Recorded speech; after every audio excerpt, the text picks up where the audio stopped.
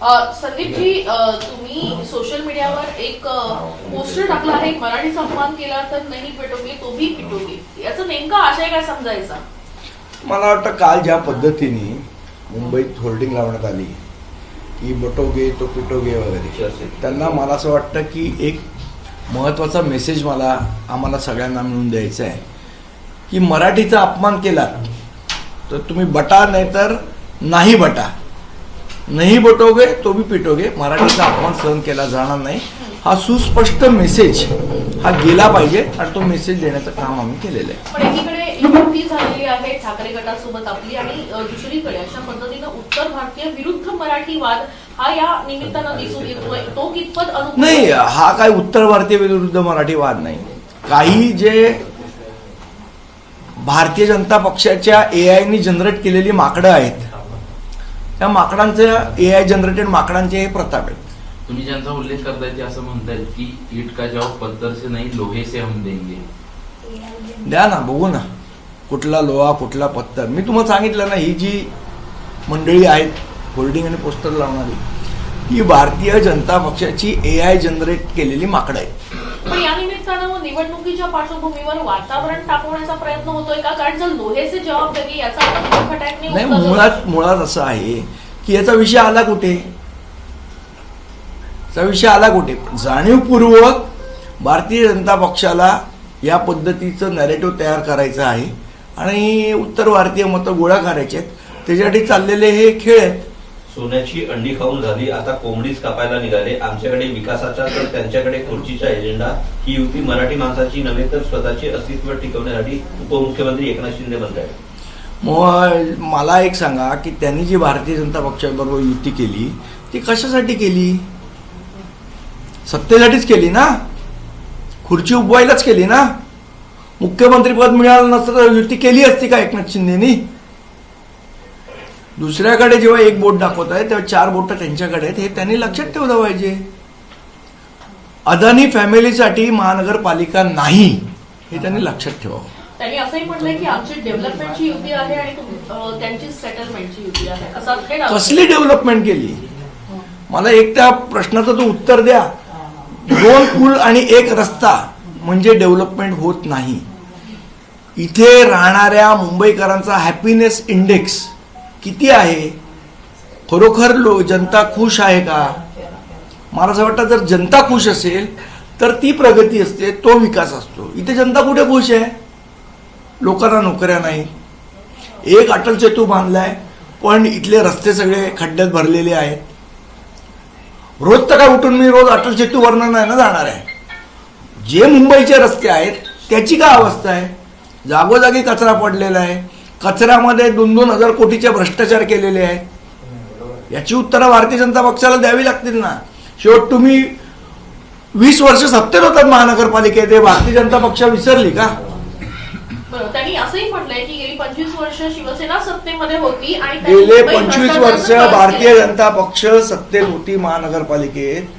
पहारेकरी म्हणून स्वतःला म्हणून घेत होते. ते पहारेकरी का झोपा काढत होते का डोळे मिटून हात पुढे करत होते? एकदा उत्तर त्यांनी पण द्यावं. आशिष शेलारांनी देखील काल टीका केली. ते म्हणतात की कालची पत्रकार परिषद नव्हती, ती शॉर्ट फिल्म होती. आवडली की नाही आवडली? सेन्सॉर झाले नाही म्हणतात ते. अजून शेलारांचा प्रॉब्लेम असा आहे, त्यांना सध्या त्यांच्या पक्षात विचारत नाही, त्यामुळे रोज हल्ली त्यांना रामदास आठवले चावलेत. राज ठाकरे यांनी काल म्हटलं होतं की पोरं चोरणारी टोळी सध्या कार्यरत झाली. त्याच्यावर एकनाथ शिंदे असं म्हणतायत की जे स्वतःची पोरं सांभाळू शकत नाही ते महाराष्ट्र काय जर सांभाळणार? सत्तेतलेच लोक गुंडांसारखे चोरायला लागले तर काय करायचं? दुसरीकडे आम आदमी पार्टीनं कुठेतरी तुमची बाजू घेतलेली बघायला मिळत आहे की BMC is not a family business, असं जेव्हा बीजेपीने राज ठाकरे आणि उद्धव ठाकरे यांचा फोटो घेऊन ट्विट केलं होतं, त्याला आम आदमी पार्टीनं रिप्लाय केला आहे. आणि अमित साटम पासून राहुल नार्वेकरांपासून कसे फॅमिली पॉलिटिक्स मध्ये यांचे किती सांगायचे. आता कोण मला वाटतं अमित साटमांचा मेवणा पण आहे ना, नगरसेवक. शेलारांचा भाऊ आहे, दरेकरांचा पण भाऊ आहे. अजून यादी निघेल. अगर बात निकलेगी तो बहुत लंबी जाएगी. कोणाचा फॅमिली बिझनेस आहे ते कळेल ना. आणि का अदानीचा फॅमिली बिझनेस करायला महानगरपालिका आहे का? अदानीला धारावी द्या, अदानीला हे द्या, अदानीला ते द्या.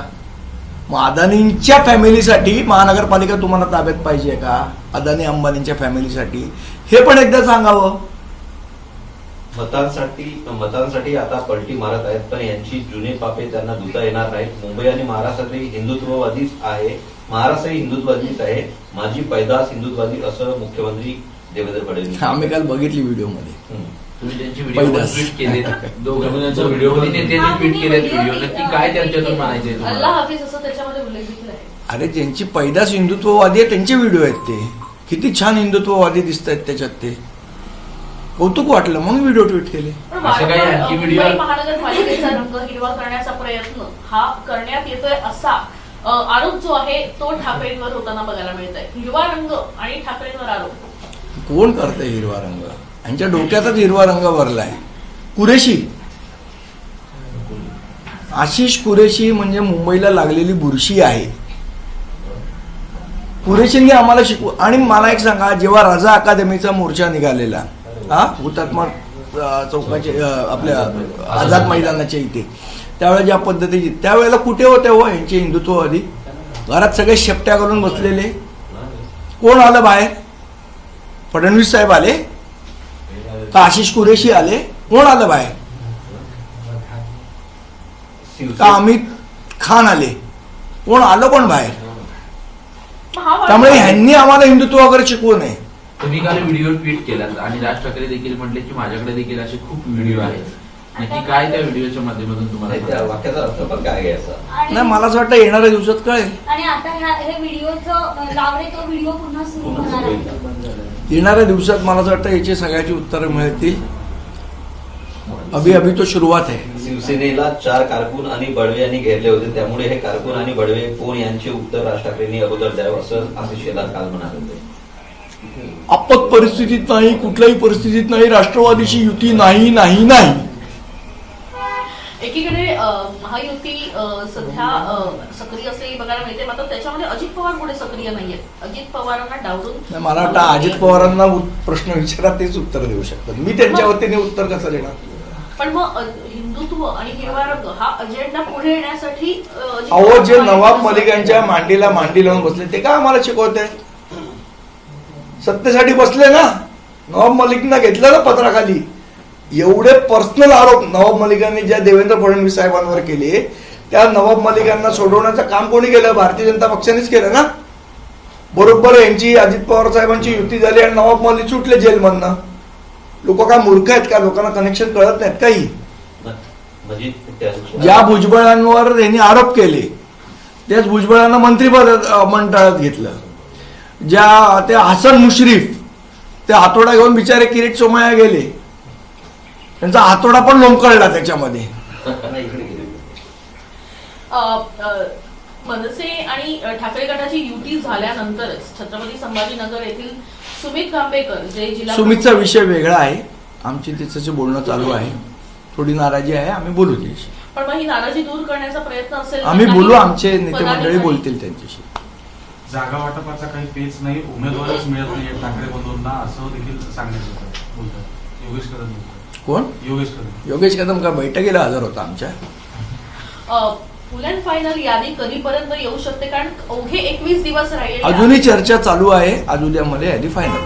माहीम दादरच्या जागांवरून काही घोळ अडलं या प्रोसेसमध्ये मी नाही. आमचे वरिष्ठ नेते नांदगावकर साहेब आणि सरदेसाई साहेब बघतायत. ते तुम्हाला 1-2 दिवसात संपूर्ण. नांदगावकर सरकार नव्हते असं ते तब्येत बरी नाही.